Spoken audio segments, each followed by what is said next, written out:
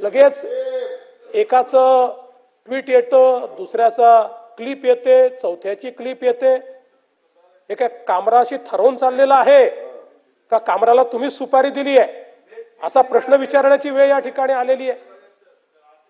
आणि अशा प्रकारे मला तर आश्चर्य वाटतं की हा कामरा ते राहुल गांधी छोटं एक लाल संविधान घेऊन फिरतात, त्या संविधानासहित त्यांनी स्वतःचा फोटो ट्विट केलाय. तरी संविधान जर त्यांनी वाचलं असतं ना तर अशा प्रकारचा स्वैराचार केला नसता. संविधानाने प्रत्येकाला अभिव्यक्तीचं स्वातंत्र्य दिलंय.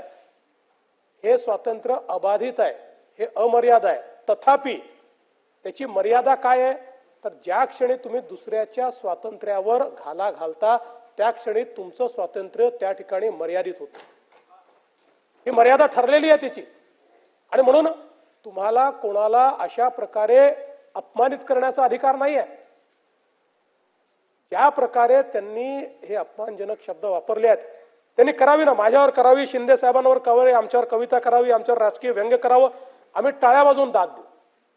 पण अशा प्रकारे सुपाऱ्या घेऊन घेऊन या ठिकाणी जर कोणी अपमानित करत असेल तर त्यांच्यावर कारवाई केलीच जाईल. सोडण्याचं कारण नाही आहे.